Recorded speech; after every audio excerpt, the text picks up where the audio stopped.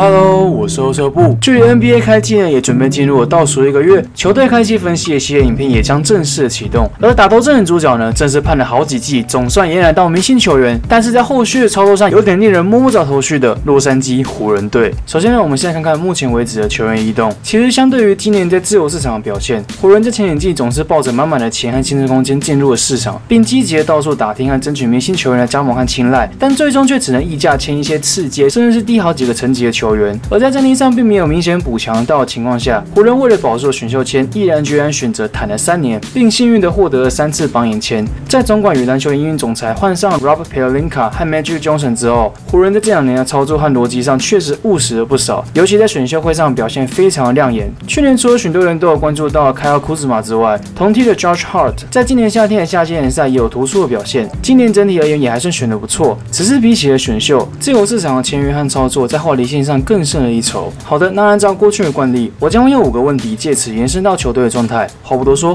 就让我们开始吧。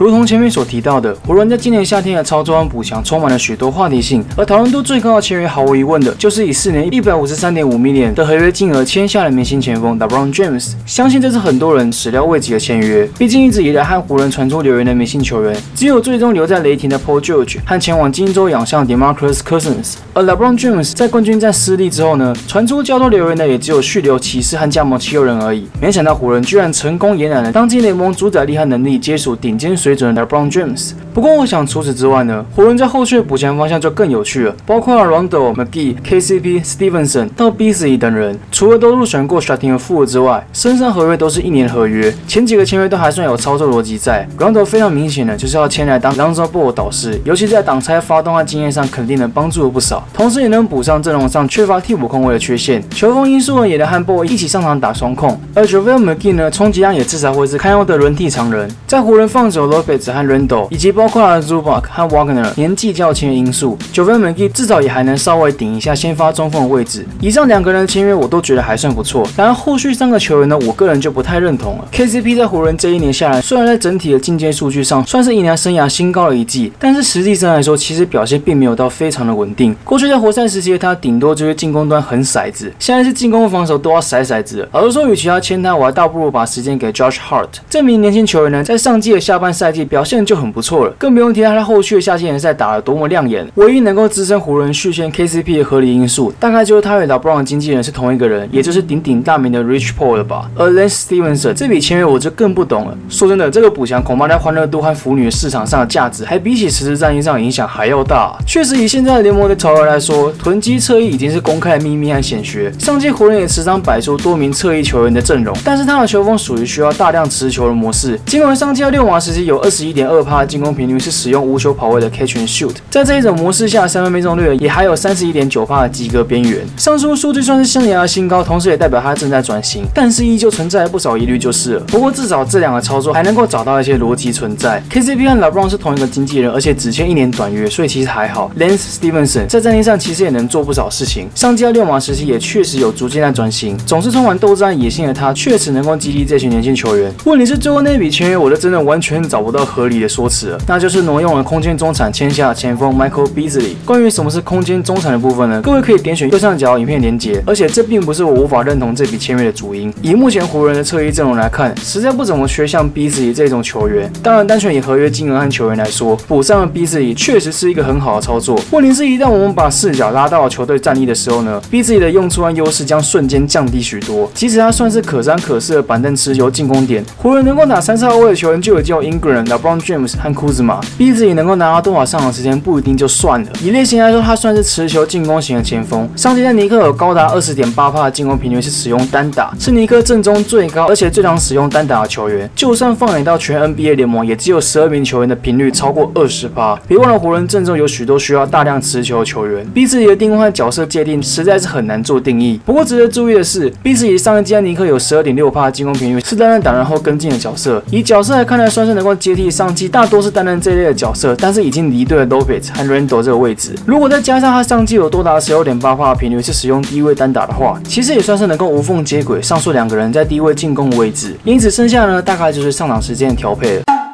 相信这个问题呢是自从 LeBron 确定加盟之后，许多人都感到好奇的区块。毕竟自从了 Kobe Bryant 退休之后，湖人一直以来都没有够格的明星。上季最接近的球员是 Brandon Ingram， 以球员外的效益来看呢，我想绝对影响很大。光是票房和话题性肯定就爆表，尤其对于 NBA 球迷来说 ，LeBron 这一种充满讨论度和争议性的球星，非常适合像洛杉矶这种大城市。毕竟有争议就有讨论，就有话题，自然就会引起不少人的兴趣和好奇心，点阅率和观看率也能随之提升。媒体和各大报章杂志根本爱死了好吗？很简单啊，因为有钱赚啊。至于球场内呢，就有点小复杂了。即将步向34岁的 LeBron James， 在上季打出了堪称生涯年的表现，而在这一年燃烧自我，甚至是82场全勤出赛的情况下，是否还会维持过去一球在手的打法，就真的不好说了。尤其湖人在今年夏天的补强几乎都是持球型的球员，再加上原本就有的 Ingram 和 Boy 也都有持球或是组织能力，诸多考量之下，也让人猜测 LeBron 是否想要改变打法，以无球跑位和终结者为主要的进攻打法，借此减少过去沉重的进攻责任和负担。LeBron 上季在 Cut 空手切和 Spot Up 定点投射两种进攻手段上，虽然使用频率分别只有 5.5% 和 4.7%， 然而以 PPP 每次进攻回合得分的数据上，却依然还是联盟顶尖的水准。过去10场为人诟病的三分投射，在近2季也还有 36% 左右的水平。另外，虽然这个数据样本数并不多，不过 LeBron 上一季在 Catch and Shoot 上的三分命中率可是高达 40.6%， 零次运球下出手的三分也有 38.3%， 再加上本身优秀的篮球智商和球场空间感，相信如果要切换无球模式的话，对于 LeBron 来说并不难。至于在总教练和休息室上 ，LeBron James 的影响，自然就是在球队方针上可能会做更改。湖人在制服组改朝换代之后呢，过去2年几乎都是以培养年轻球员、建立基石为核心，也因此湖人并没有选择过去的管道，把年轻潜力包一包去询问合约即将到期的球星，例如说过去的 Paul George 或者是今年的 Kawhi Leonard， 显示了制服组的耐心和方针明确。LeBron 的加盟则是让湖人多了更多的选择，明星坐镇加上可能起飞的战绩，让湖人在明年自由市场上的影响力顿时大幅的上升。尤其明年的自由市场呢，是能够影响未来3-4年的联盟版图。拥有 LeBron James 这种球员，确实是一个不小的诱因。基本上 LeBron 的加盟已经让湖人在重建阶段中加速并进入到下一个阶段。在这一年磨合之后呢，球队更可以确认谁适合在未来的蓝图，谁应该赶紧趁着价值高的情况下包一包再引进球星等等都是有可能的。而休息室方面也多了一个训练狂的榜样 ，LeBron 在球场的解读力和经验也能帮助年轻的球员快速的进步。不过对于总教练 Luke Walton 来说，他大概会需要烦恼不少事情就是了。确实，对于现在的湖人来说 ，LeBron 的加盟在先发阵容上的配置变成了一个甜蜜的困扰。这里我们先把球员名单粗略的做个分类，大致上会长成这样子。如果以 LeBron 过去的打法和配置，基本上前面5个人就是先发的阵容。除了 LeBron 之外呢，其余球员都是以无球接应为主。毕竟 Lonzo Ball 本来的角色就不是大量持球为主，库兹马多半也是无球接应为主要的打法。然而这样一来，牺牲的就是位置重连的 Brandon Ingram。况且我也不太认为湖人会把 Ingram 摆上板凳。如果再考虑到板凳端大多数的球员皆属于持球型的球员的话，基本上先发阵容可能会调成这样子。这同时呢，也是大多数的国外媒体所猜测的先发阵容，也就是把无球接应为主的库兹马摆下板凳，LeBron拉到4号位打3侧翼的阵容。这样看起来确实算是蛮合理的。如此一来，持球者就2个人可以轮替，甚至让 Ingram 持球，把 LeBron 拿去打无球终结手。防守端上也能让 LeBron 稍微轻松一点。毕竟比起大多数球队都是担任进攻的主力或是发动机的3号位，4号位相对在防守工作上轻松了不少。以 LeBron 厚度和对抗性来说呢，我想也不用太过担心啊。我还觉得对面可能需要担心一下，板凳端可能就会让库兹马和 Beasley 或者是库兹马和 Hart 一起打替补前锋，这样看起来确实是机会最高的搭配组合。不过这里呢，我想要提出一个个人认定的另外一个先发组合，大概是长这样子。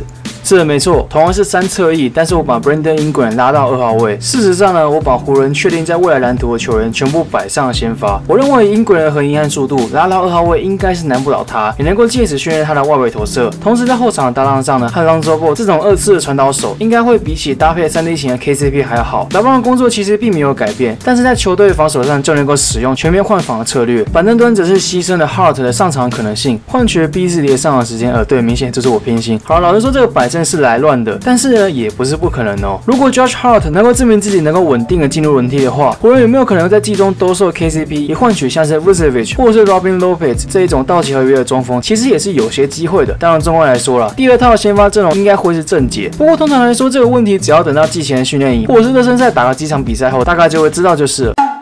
相信这个问题也是自从LeBron加盟之后，许多湖人球迷感到好奇的地方。尤其在近2-3年以来，湖人的建设中心几乎都是以养成年轻球员为优先的考量。一瞬间签下了巨星之后呢，难免会担心这些球员的未来的发展和走向。不过就我个人目前来看，负面影响应该是不会太多。先讲Lonzo Ball好了，他的球风本来就不是像LeBron过去搭档过任何控卫，属于2次传导者的他，并不需要长时间的持球，反而是需要另外一名具备组织和传导能力的球员。LeBron James 的角色正好非常符合搭配 Ball 的需求，再加上 Rondo 的加盟，对于 Lonzo Ball 来说根本如虎添翼。唯一的疑虑，除了他上届非常惨淡的各项命中率之外，就是他的健康。上届的 Lonzo Ball 其实就已经受到不少伤势的影响，赛季末段更是因为左膝挫伤整季报销。虽然在赛季结束后接受了血小板注射治疗，但是在自由市场开市的前一天，却传出了消息 ，Lonzo Ball 的确切伤势为左膝半月板撕裂，并在7月14号宣布了进行关节镜手术治疗。最近更传授 Lonzo Ball 选择将部分的半月板切除，预计大概6个礼拜之后能够顺利的归队并赶上开季，而非选择以最保险的方式，也就是等待自行恢复。尽管这个考量是因为自行恢复的时间并不固定，而且至少需要6个月以上，但是以球员的未来生涯来说，这确实是一个不小的隐忧。再来是位置重叠的 Brandon Ingram， 确实以他的定位来说，是这一群年轻球员当中最迷的。但是如果套用到LeBron过去搭配的进攻二当家，例如说热火时期的 Wade， 或是骑士时期的 Irving，Ingram 是有极大的可能性会被当做这种角色来使用。上述2个人在进攻模式上的共同点其实很明显，基本上都是联盟顶尖的单打和持球挡拆手。Ingram 虽然在这2种进攻频率上使用频率不低，分别还有 14.2% 和 29.5%， 然而在 PVP 每次回合得分上却各自只有 0.78 和 0.79， 放眼至联盟排名上顶多只有中后段班的水平。当然这样去苛责一名2年级生确实是有点严厉，但很显然的，这个区块的加强绝对是 Ingram 下季非常重要的课题。其余的话就是空手切和无球接应的比例要增加。虽然 Ingram 在上述命中率和数据上还算不错，然而一旦样本数上升之后呢，能不能维持同样的表现就另当别论了。最后呢，就是防守意识的增长。Brandon Ingram 是拥有成为联盟优秀防守大锁的资质和身材，但是在观念、意识和站位上都有待加强。这一点呢，同样也要套用在凯尔库兹马身上。无球接应和跑位为主的他在进攻端其实没有太多问题，顶多是持球和控球上仍旧需要加强，防守端才是他必须要注意的一点。下半赛季虽然有进步，但不足以到联盟水平，这部分算是库兹马和 Ingram 在下一季必须要加强的部分。最后这边来谈谈 Josh Hart 和 Zubac，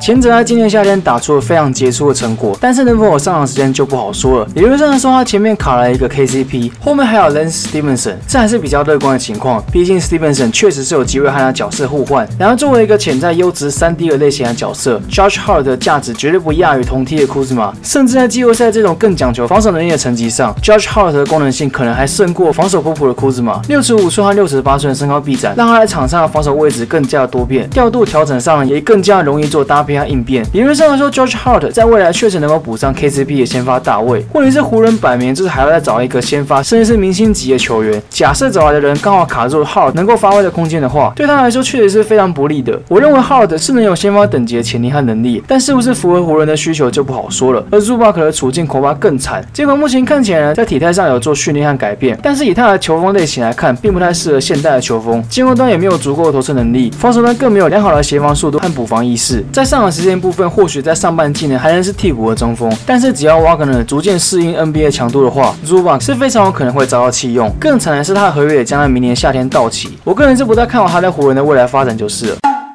毫无疑问的，首要的目标绝对是季后赛。在引入了 LeBron James 之后呢，季后赛几乎是保底的情况。但是身处于军备竞赛和战力都很恐怖的西区，湖人能否挤进季后赛，仔们实在是不好说。去年排名湖人之上的10支球队当中，撇除掉火箭、勇士的话，只有灰狼、快艇、鹈鹕和马刺有战力下滑的倾向，爵士和拓荒者算是维持平盘，金块、雷霆甚至还有战力上升的可能性。因此，打进季后赛绝对是湖人下一季第一目标。接着就是借由这一年的磨合来观察哪些球员该留，哪些球员该卖掉。湖人一直以来的传统上只会留住几个重要的年轻球员，其余则是非常有可能会被包进交易包裹以寻求明星的球员。尽管 Magic Johnson 在上任以来的态度就是不轻易放弃年轻的球员和选秀签，宁愿和路尔丹商讨买断，也不愿意贴签或者是球员出清。可是换另一个角度来看，把这些资产留到更好用的地方，例如说作为引进明星球员的包裹，确实也比清出新增空间来说更加实际。诚如前面所提到的，湖人经历过2次在休赛季空手而归的窘境，相信这一段历程呢，也让湖人了解一些事情。与其清出超多的薪资空间，但可能最终毫无用武之地，还倒不如继续持有这些正资产，而非为了清出负资产而被迫贴出正资产。湖人的目标很明显的，绝对不是冲这一季，而是放眼在明年可能改变版图的自由市场。我这边并不是要说湖人就不需要去延揽明星球员，而是要设立好备案和保险，才不会像过去2年最后空手而归的结果。第3个当然就是季中交易了。夏天签下来的这群球员几乎都是1年合约，而身为道奇队的价值，在季中交易期间其实挺诱人的。考虑到湖人阵中并没有合格的先发级中锋，充分利用这些筹码，绝对是湖人在季中交易的目标。大致上就是这样子了。